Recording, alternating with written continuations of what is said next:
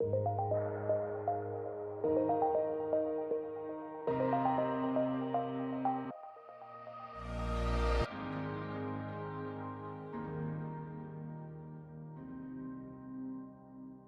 let's talk about the tax debate. You mentioned it, I think, earlier. You mentioned the tax debate. So what do these numbers tell you about the tax debate? Well, during the tax debate, it was kind of funny because my old buddy, almost classmate, not quite, I'm a little older than he is, but we've been friends for our entire careers. But he works for the other team. So I worked for Bush, he worked for Obama, this guy named Larry Summers. So Larry was saying, look, these deficits are really bad. Now, here's the deal. That's kind of a twist, right? That's kind of a twist because the Obama guys, when he was there, when he was head of National Economic Council, doubled the debt. And of course, the Republicans were saying, oh, that's terrible, And then when the Republicans come along with the tax bill, they flip and they say, don't worry so much about the deficit. What we care about is growth. So you got guys on kind of, switching sides on this thing. Who's right? Who's wrong? The answer is the Democrats are right. The deficits will hurt growth, but only when they're associated with spending. Most of the time, when you see countries running big deficits, like really big deficits, it's not because they cut taxes too much. There are two ways you can get a deficit, right? One is you can say, we're going to have taxes that are too low. The other is spending's too high. Either one will do it, right? Which one do you think is the biggest driver of this stuff? It's the second one. So if you look at this, you guys all said regressions. So remember what an R-squared is? R-squared is the proportion of the variation that you explain by one variable or another or a set of variables. So if you do a regression of the deficit on spending, what you get is an R-squared of about 0.8. About 80% of the variation in the deficit is caused by variation in spending. And you kind of know that because of the picture I showed you, right? Remember when I showed you countries like Greece? They have these huge deficits. Did they get those huge deficits because they taxed too little? No, they got those huge deficits because they had these enormous spending programs where the government expanded dramatically, and that's what's going on. So in that sense, it's right that deficits cause low growth. What about the Republican side of the tax debate? What were they saying? They were saying, don't worry about it. If you cut taxes, that'll be good for growth. Well, that's true, but if you don't cut spending at the same time, you're only going to have a very limited effect on growth. And the reason is this. It's still good to cut taxes, but not so much to cut taxes. It's that taxes are different in terms of the way they affect economic growth. And this is both Democrats and Republicans, all the tax guys in the world who have thought about this stuff. Everybody is uniform on this one view. And that is, if you want to hurt growth, the best way to hurt growth is to tax capital. That doesn't mean you shouldn't tax capital. Some of the Democrats would say, well, you should tax capital even though it hurts growth. Why do you think taxing capital is the worst? Why is that worse than taxing labor or taxing land? Why is taxing capital more pernicious to growth than taxing land? Go ahead.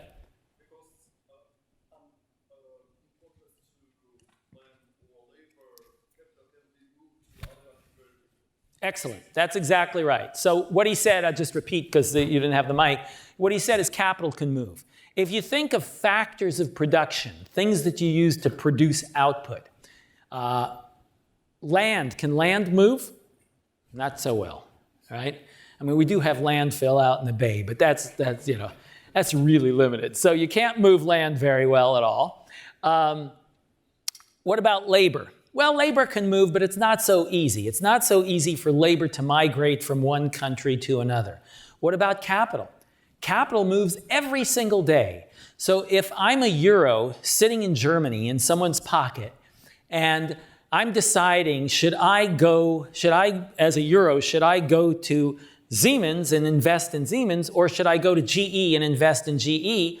If I change the after-tax return a little bit between GE and Siemens, what's going to happen is the dollar that would have gone to GE now goes to Siemens or vice versa.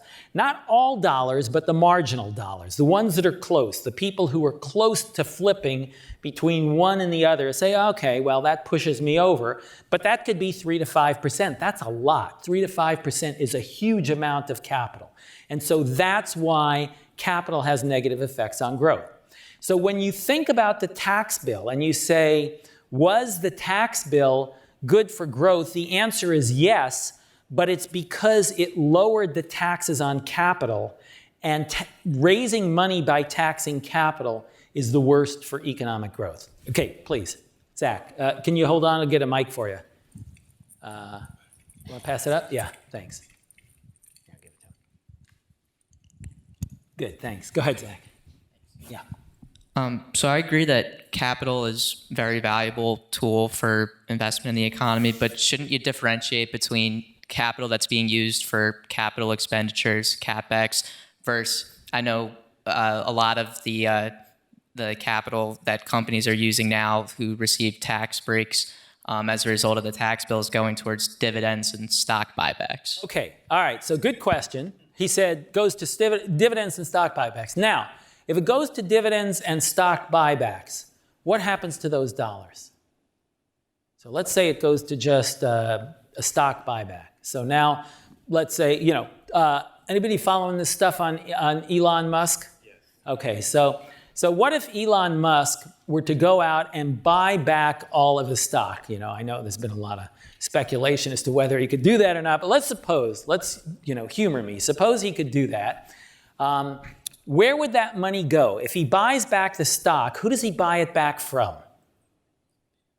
Go ahead. The current investors, the current stockholders, shareholders, right? So now they have that money. Now what are they going to do with that money? They either have to eat it or they have to invest it, okay? They're already eating most of what they're going to want to eat, so they were already investing before. So chances are they're going to take most of that money, if not all of it, but most of it, and they're going to invest that. So even a stock buyback will still come back into the economy. It just won't be in the same company, but it'll be somewhere else. It's still going to be in capital. So even stock buybacks are going to be investment. Now, that said, there's good investment and bad investment. Doesn't mean that all investment is good. People can do stupid stuff with their money. They don't do it intentionally, of course, but that can happen. It may be that one form of investment is more efficient than another form of investment. And maybe this encourages more efficient. Maybe it discourages more efficient. But that's kind of second order. The basic effect of more investment in general is probably enhancing in terms of growth, okay? Concerns for the future. Are you guys younger than I am or older than I am? What do you think? I just had a 0 birthday. Those are always scary, When you have a birthday that ends in a 0, it's always scary. Okay, so I'm not telling you which 0, but it's a 0. You guys know you're younger than I am. Now, if you look back to when I'm a baby boomer, I'm the baby boom generation. If you look back to when I was your age, the median age in the United States was 28 years old. 28 years old, okay? If you project this forward to 2050, the median age is going to be 41 years old. A 13-year change in the median is enormous, okay? That's enormous. And by the way, we're in better shape than most countries in terms of aging. We're not aging as rapidly as most countries, but we are still aging. So why is that a concern? The reason is there are 2 ways you get growth in economies. One is you increase the number of hours worked. More hours, more output, okay? How do you get more hours worked? Well, you either have everybody working more hours per week, or more likely is you have more people. And that's the way we've done it historically. So over time, we've always had about 1% increase, and always meaning like the last 3-4 decades or so. We've had about a 1% increase in hours of work per year. So that gives you 1% of growth right there, 1 percentage point of growth, okay? What's going to happen in the future? Not only are we not going to have a 1 percentage point increase, we're actually going to have a decrease, because as the population ages, we're actually going to eventually have a shrinking population, not a growing population. So that's a headwind. That's tough. That makes it hard to grow, because what you have to do is, if you don't have more hours, what are you going to have to do to get more more output? What are you going to have to do? Well, we can't have more labor. That's already given. We're not going to have more labor. So productivity, good. Okay. So here's what's happening to productivity. All right. So if you look at this, nice thing is, now that I'm giving this talk today rather than last year's cohort of boot camp people, I got a little jump up there at the end. Okay. So we can be a little bit more optimistic. But still, you know, if you kind of look at this over time and you say, is this good news? You say, doesn't look like it. You know, the late 90s, early 2000s was a period of high productivity growth, and now we're down considerably from then. So if we don't have more hours coming in, and we don't have high productivity growth, that's a real problem.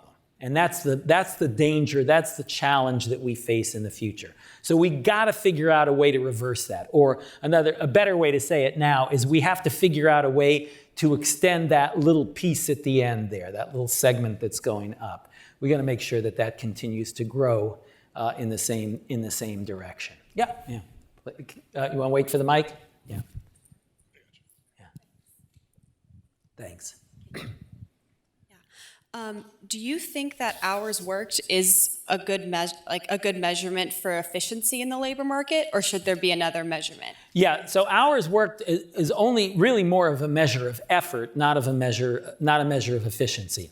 Not a perfect measure of effort, but it's a pretty good measure of effort. If you see someone working a lot of hours, you know they're putting in more effort on average than someone working few hours. But it doesn't tell you how much output we're getting per hour. So the way you usually think about that is that hours worked, if you multiply that times some index of the hours quality. Okay, now what do I mean by hours quality? So if you guys were thinking about a way to do this, how would you do it? How would you think about quality of an hour supplied? How might you think about it? Any ideas? So it would be productivity within your hour, but I think that's quite subjective to the individual. So is there something more objective that you could think of that would be correlated? The output that you have in your work. Okay, but I want, so let's look around this room, okay? All of you are at least college juniors, is that right? Pretty much college juniors. And you're at college. Now, you're going to do pretty well in the labor market, hopefully, but most of you will. Most of you will. And you will do well relative to those people who don't graduate college. So, for example, I'll give you a number. If you're a college graduate, on average, you're going to make 65 to 70% more just by being a college graduate than someone who is not a college graduate. Why do you think that is? Is it because the market is colluding against high school and below, or what do you think? Go ahead. What were you going to say, Colson? Because you're able to offer more to the market. Yeah, because your productivity is probably higher, okay? Not always, obviously, but on average it is. The people who are more educated tend to have higher productivity. They command higher wages. So one objective way to get at this, two objective ways. One is to measure your wages. High wage hours usually reflect high productivity. Again, not always. You know, there are going to be some people who are overpaid. There are going to be some people who are underpaid. Surely true. But on average, when you see a group of people being highly paid, you can't get away with that forever and still keep in business. If you're just capriciously overpaying people, you're going to go out of business. So when you see people being highly paid, that's going to reflect productivity on average. And that's the usual index that we use. So when people have been thinking about this stuff for 50, 60 years, when they're trying to figure out how to judge the quality of an hour in a not subjective way, in a more objective way, how do they get at that? And they use these proxies. And the proxies would be things like education, things like the wages paid, and so forth. Not perfect, but they're proxies. They're essentially ways that people try to get at that stuff. Okay, good. All right. So why do we care about productivity? Actually, this is another way to answer your question. I haven't thought about this. Here's another way to answer your question, is to look across countries, because you know countries aren't colluding with one another to sort of take advantage of low-skilled labor. So what you see here is that those countries that have high productivity growth rates also tend to have high compensation growth. Okay, so if you look at the countries that are coming out of look up in the northeast corner there. What are those countries? Former Soviet, former command economies. They're now going to market economies. So what you see is they had a huge boom in productivity, and they also had a huge boom in wages. If you look at the other end, and those are not bad countries, by the way. Again, Switzerland is a very nice country, but it hasn't seen productivity growth, and as a result, it hasn't seen wage growth. Doesn't mean the Swiss are poor. The Swiss are actually quite rich, but it's not because of recent changes in the growth rate. It's because of their historic experience. Okay? So let me show you one more picture of that over time. This is just for the US. Again, kind of speaks to your question, slightly indirect way, but speaks to it. This is for the US, and the green line is output per hour, that's productivity, and the blue line is wage growth. And they don't move perfectly together, but they're pretty close. That's smoothed a bit. I take a moving average there, but move pretty close. So that's why we care about productivity. It's not just because we're trying to make capitalists rich. It's that if you just are thinking about the average American worker, you can't get the average worker wages up without having productivity. You got to get it from somewhere. If output's not going up, you're not going to have anything to pay with. Okay, good.